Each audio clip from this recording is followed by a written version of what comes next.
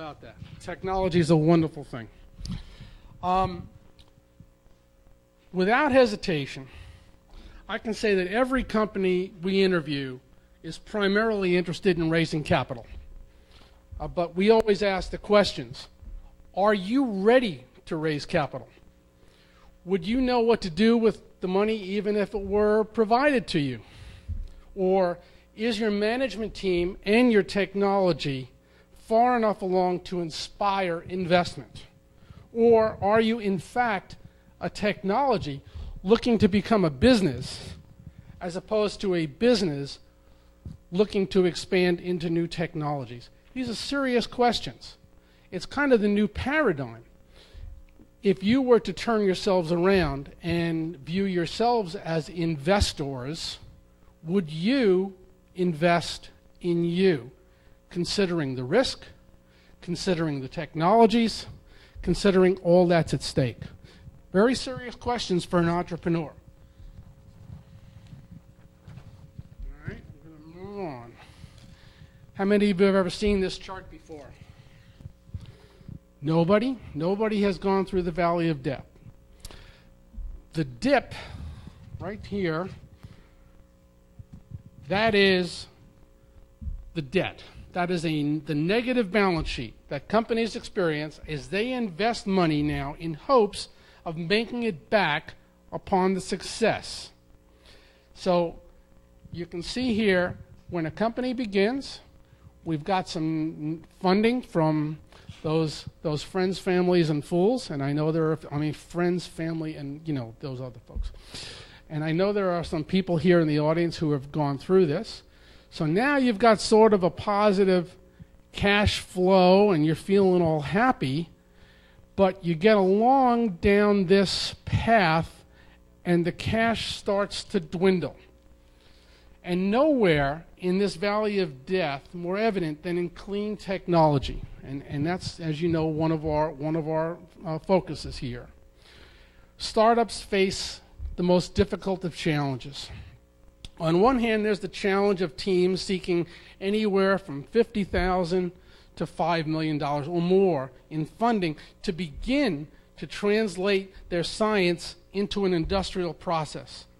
And on the other hand, there's the challenge of funded startups. And there are some, they're few and far between, trying to raise investments for the industrial-sized plants and equipment needed to utilize those processes. If we want to bring these emerging ventures to market quickly and at a scale that impacts our energy security and climate change, policy works and private investors alike are arguing we must provide the financial support these entrepreneurs need to make it through this ominous valley of death.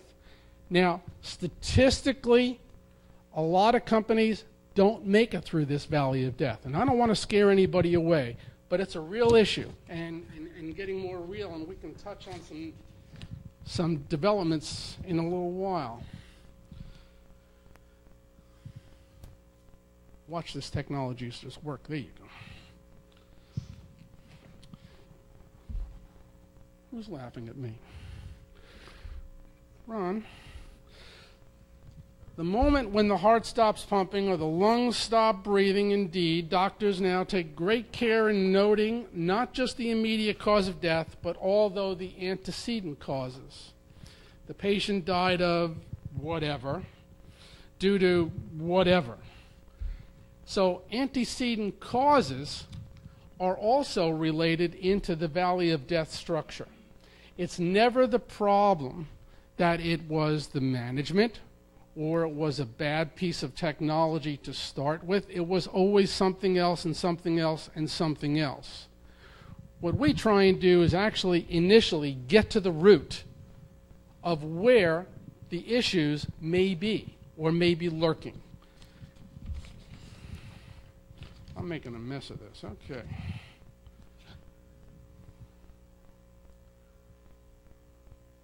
Watch this. Okay. This is going to be up here for a little bit. We've often discussed the potential sources of capital that are available to most entrepreneurs and most sought after by entrepreneurs. friends, family who won't be your friends or family if you don't make them money. That's a given. And in some cases, they want to be made rich, and they want to be made rich quick. I used to have a publicly held company, and I had a stockholder. We were a 25-cent stock. So this man owned 10 shares. That's $2.50 for the mathematically challenged amongst us. He would call me every single morning at 8 o'clock. How's the stock doing? So when I told him we took an uptick, that uptick might have been a penny, which meant his return on investment was so infinitesimally small, the phone call cost 9,000 times more than he ever made on his stock. All right, let's talk about angel capital. Angel capital, money from private, well-to-do individuals. Everybody wants angel capital. The payback time for angels used to be about 5 to 7 years, and they would expect about a 25% return on their investment. Now, however, the most recent statistics show that angels want their money back in 2 to 3 years with a 35% or greater return on that investment. In the past, the criteria for a qualified angel investor was that they had to have a minimum of $1 million in net worth or an annual income of $200,000. Our administration is considering changing those rules. The new qualifications are a minimum of $2.2 million in assets, excluding real estate, and annual income of $450,000. This, according to the analysis from data from 2007, would eliminate approximately 2/3 of qualified angel investors in this country. That, my friends, is a big hit. Please, Ken, go ahead. First of all, I think the return on investment is an annual, not a 5 years. So the return on investment is annual, yes. Yeah. Otherwise, it's too small. Right. Secondarily, you're referring to an exception under the Securities Act of 1933. That's correct. I should come over there. Defines an accredited investor. When you're an accredited, when you have accredited investors, you have a different set of standards in terms of disclosure and protection. But that doesn't mean if you have someone that falls below that standard that you can't take his money. But you have to give him more disclosure, and you're restricted in terms of the numbers. Correct. See, it's good to have an SEC guy here in the audience. This works. But in my opinion, and I don't get political with these things, this legislation's a bad idea. And I would suggest whatever we can do to mitigate some of these bad ideas is not going to work to the advantage of our companies nor investors. Angel-backed companies are some of the most prolific companies in this country.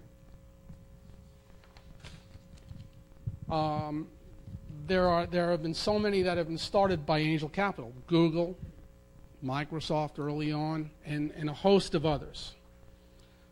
Let's move along. What kinds of capital are there? Well, there's physical capital. There's intellectual capital. And these are some of the points that I'm going to go through this just so I can get it all up so I don't have to futz with this anymore. That's a technical term. In addition to financial capital, there are 3 other forms that are different, that at different times can be significantly more valuable. Physical capital means the physical resources that a company has already acquired.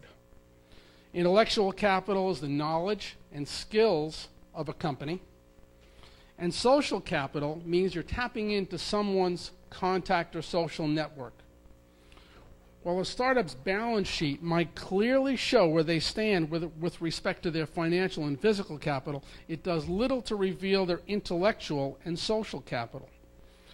And yet, for companies to avoid their own untimely demise, they depend as much or more on knowledge and experience and the ability to manage their company's fortunes, and on their social networks to discover, guide, and acquire the critical resources they'll need to succeed.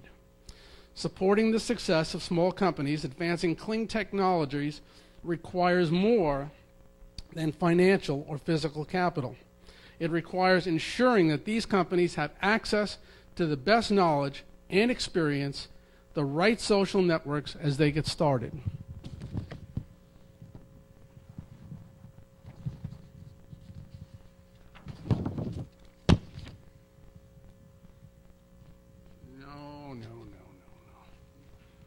Yeah, we're going to the charge of the light brigade. Just hold on. The competitive landscape in which new companies hope to thrive is a product of regulatory policies and industrial coordination that transpires in places in ways that are difficult for entrepreneurs to always see. This is a large portion of the knowledge and networks that new companies must acquire if they're going to survive and make a difference. Indeed, the valley of death may be an apt description for other less valiant reasons.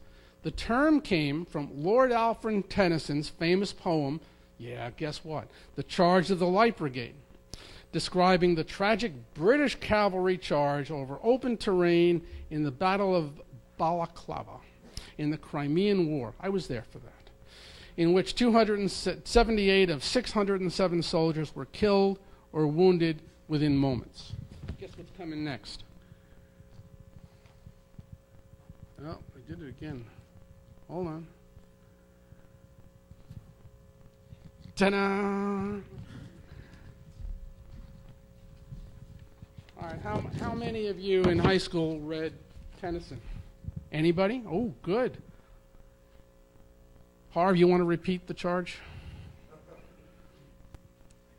You couldn't do it, okay.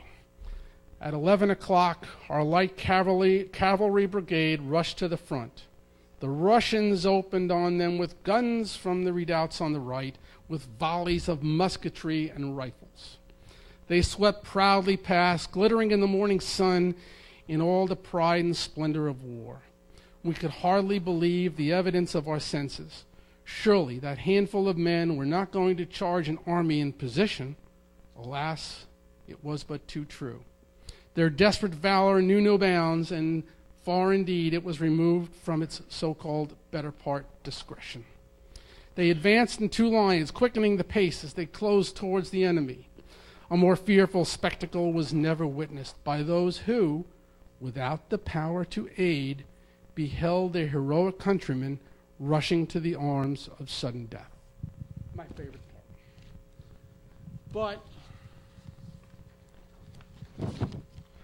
what caused the charge of the Light Brigade?